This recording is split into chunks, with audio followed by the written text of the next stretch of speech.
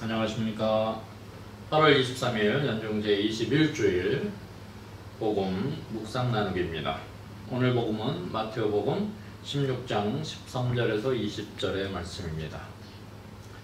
예수님께서 카이사리아 필리피 지방에 다다르시자 제자들에게 사람의 아들을 누구라고들 하느냐 하고 물으셨다.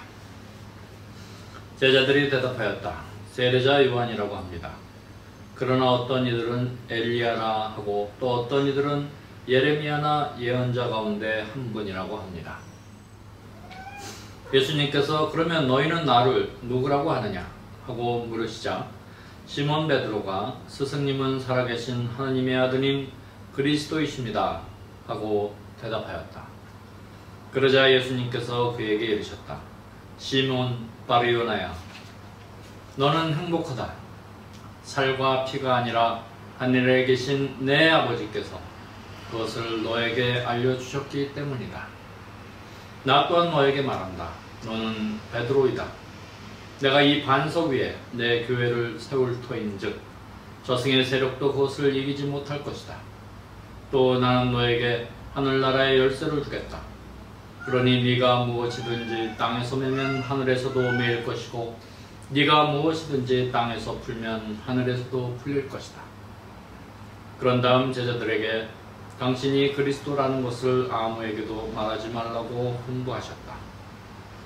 주님의 말씀입니다.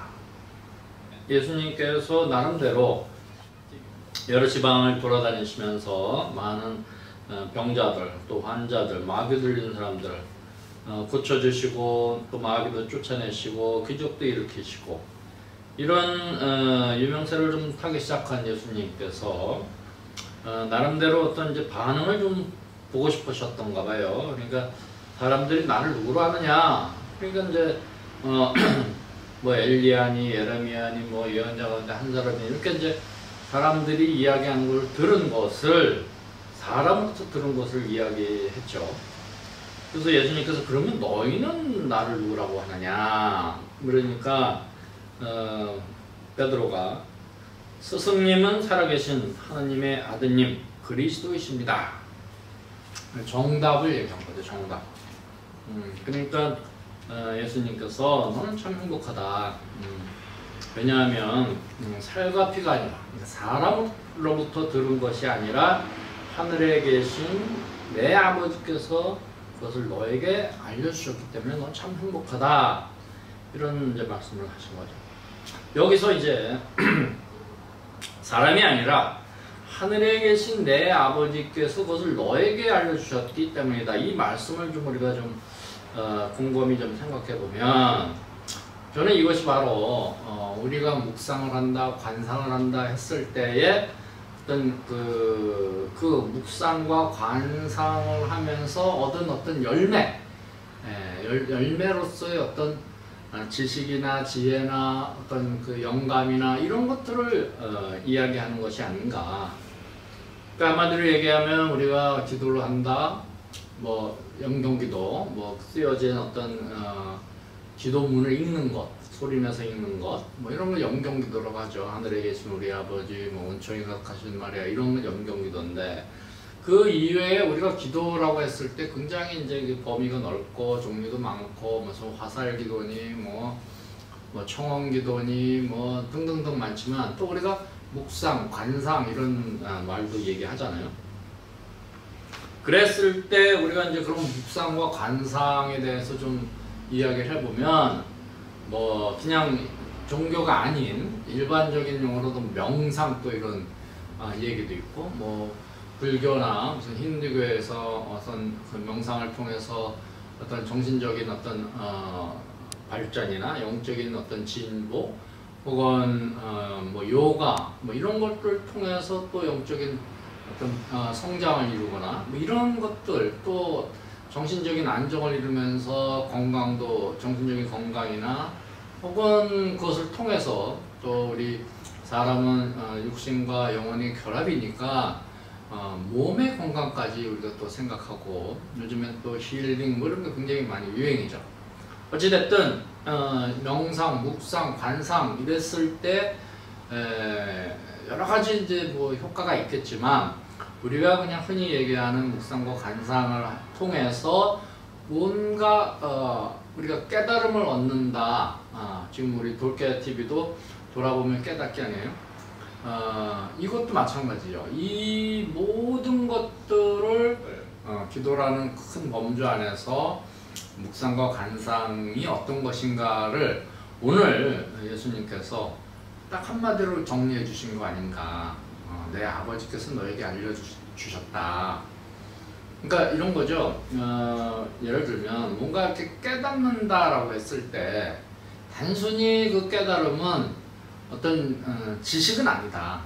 지식은 뭐 책에 써 있는 것, 뭐 학교 선생님으로부터 배우거나 아니면 뭐 여러 정보가 있죠. 여러 정보의 소스가 있죠. 뭐 어렸을 때는 어머니의 뭐 잔소리, 뭐 어렸을 때는 듣기 싫었지만 그 잔소리가 귀에 딱지가 박혀서 좀 성장해서는 어머니의 그 잔소리가 옳았구나 뭐 이렇게 느낄 수도 있고 그런 어떤 깨달음이 오는 수가 있죠. 단순히 지식이 아니죠. 또 인생의 선배가 얘기해 주는 것, 스승님이 얘기해 주시는 것, 혹은 내가 책을 읽고 배우거나 아니면 어떤 체험을 통해서 경험을 통해서 얻은 어떤 여러 가지 그런 정보가 총체적으로 이렇게 통합되면서 거기에 어떤 우리가 기도나 관상이나 묵상을 할 때 하느님께서 이끌어 주시는, 보통 이제 뭐 성령께서 우리 기도를 이끌어 주신다 이런 표현도 쓰죠. 그랬을 때에 이런 총체적인 어떤 통합적인 그런 정보나 지혜나 뭐 이런 것들 안에서 깨닫는 것이 아니라 거기 플러스 알파로 어떤 성령께서 이끌어 주시는 그걸 통해서 뭔가 이렇게 딱 깨닫는 거죠. 그래서 그 깨달음이라는 것은 오늘 이 복음에서 말씀하신 것처럼 베드로가 예수가 누군가라고 정답을 딱 이야기했을 때 뭐 다른 제자들은 뭐 예레미야니 엘리야니 이런 사람들이 하는 얘기를 듣고 답을 했지만 베드로는 무언가 자기가 스스로 그동안에 예수님을 접하면서 보고 느꼈던 것 그 안에서 또 하느님의 영감을 얻어서 답을 했죠. 그것이 바로 이제 어떤 깨달음이라고 할 수 있고, 예를 들어서 뭐 제가 이제 그 옛날 얘기를 좀 하면 수련원 때 어느 날 신문에 산은 산이고 물은 물이다 이런 그 불교의 유명한 그런 화두가 이렇게 신문에 크게 대문짝만하게 났어요. 그래서 이게 뭔가 봤더니 그 당시에 성철 스님께서 돌아가셨다. 그리고 이 화두가 산은 산이고 물은 물이다 라는 화두가 성철 스님께서 굉장히 좋아하셨던 화두다라는 거죠. 자, 이 불교에서 이 화두라고 했을 때 그런 짧은 어떤 문구를 곰곰이 생각하는 거죠. 산은 산이고 물은 물이다. 뭐 거기서 뭔가를 깨달음을 얻을 뭐가 있나요? 솔직히 동호반복이 철학적으로 이 문장 하나는 산은 산이고 물은 물이다. 그죠? 동호반복. 더 이상 그 안에서 뭘 어떻게 깨달을 수 있을까? 근데 그것을 그 한 문장을 두고 계속 공부하는 거죠. 면벽과 하면서 그 안에서 뭔가 딱 깨달음이 올 수 있다는 것은 단순히 그 한 문장에서 나오는 어떤 지혜나 지식이나 정보가 아니라 그 문장을 계속해서 되뇌이고 공부하면서 그 이외에 나의 삶의 여정 안에서 여러 가지 지혜들이 더해져서 뭔가 깨달을 수 있지 않을까? 그런 생각이 드는 거죠. 그래서 저는 그 신문을 보고 이게 뭐야?